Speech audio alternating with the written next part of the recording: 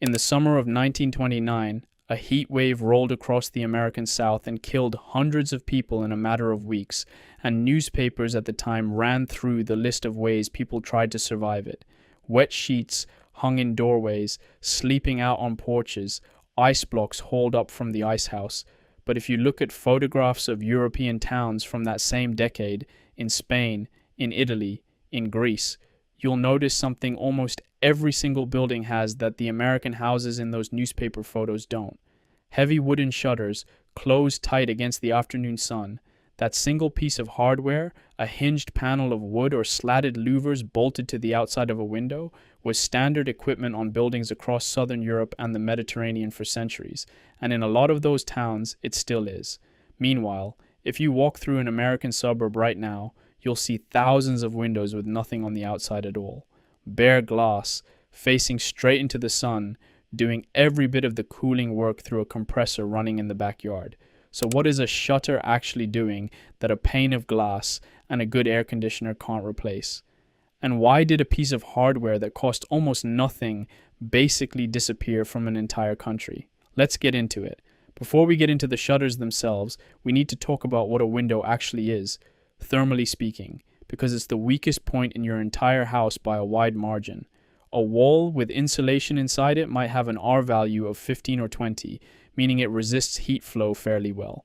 A single pane of glass has an R value of about 1. Even a good double pane window barely gets past 3. So compared to the wall around it, a window is basically a hole that heat pours through.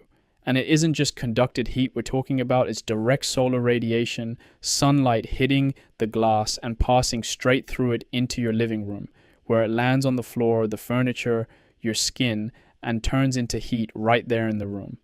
A south or west-facing window with no shading can dump more heat into a house on a summer afternoon than the walls around it combined, and that's the heat your air conditioner is fighting every single hour the sun is up. So the real question with any window is the same question as the roof. How much of that solar energy can you stop before it ever gets inside? And it turns out a piece of wood hanging 6 inches in front of the glass is remarkably good at it. A shutter fights the heat in basically the same 3 ways the clay tile does, just at a smaller scale. First, it's simply in the way. Solar heat gained through unshaded glass can run close to 90% of what the sun delivers. And once you hang a solid or louvered shutter on the outside and close it, that number can fall by 60 to 80%, because the shutter is intercepting the radiation before it ever touches the glass at all. That's the part people get wrong constantly. An interior blind or curtain does almost nothing for this, because by the time sunlight has already passed through the glass, the heat is already inside the house. Exterior shading is the whole trick. It has to happen outside, before the glass, not after it. Second, there's the airspace. A traditional shutter isn't flush against the window. It's mounted a few inches out on hinges, and that gap does the same job as the air channel under a clay tile. The shutter itself heats up in the sun, but the trapped air between the shutter and the glass has somewhere to go, venting out through the slats or the gaps at the top and bottom instead of pressing directly against the window. Louvered shutters take this further, angling the slats so they block direct sun while still letting that hot air escape sideways instead of building up in a sealed pocket. Third, thermal mass and reflectivity, depending on the material. Traditional shutters were often painted a light color, sometimes whitewashed outright, which bounces a good chunk of solar radiation straight back off the surface before it even has a chance to heat the wood. And a solid wooden shutter has enough mass that even the heat it does absorb takes time to work through it, by which point you've often opened it back up for the evening anyway. There's real testing behind this, not just old habit.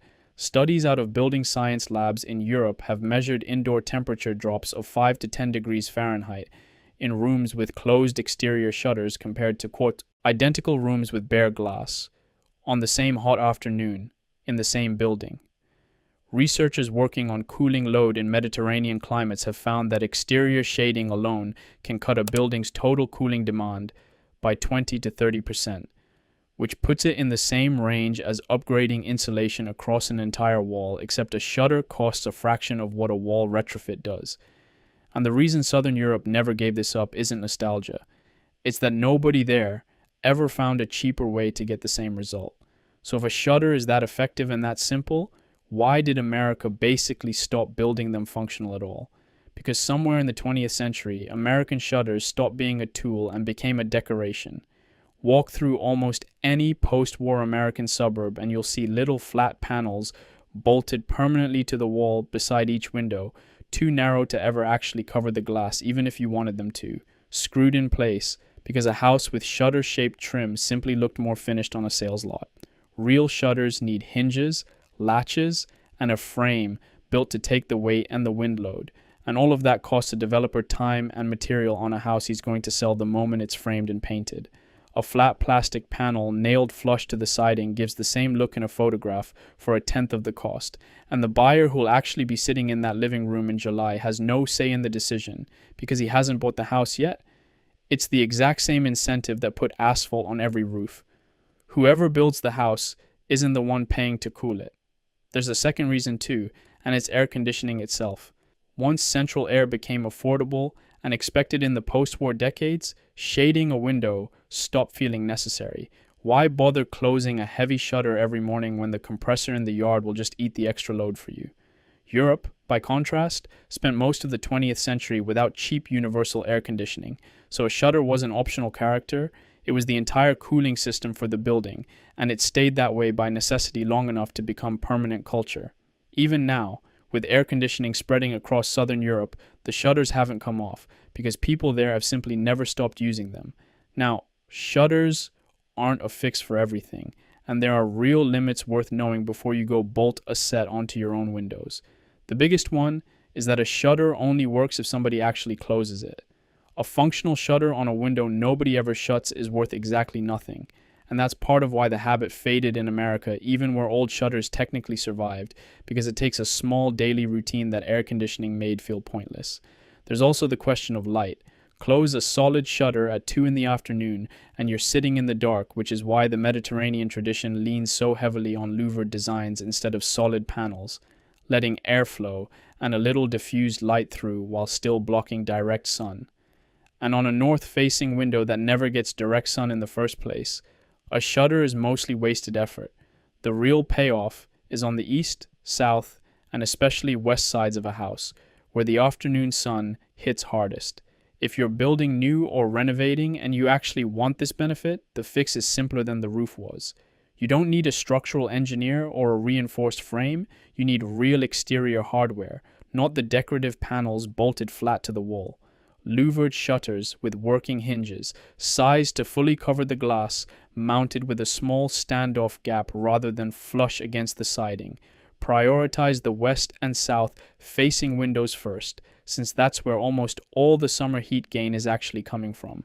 If full shutters aren't practical, exterior roller shades or solid awnings do a similar job, intercepting the sun before it reaches the glass instead of after.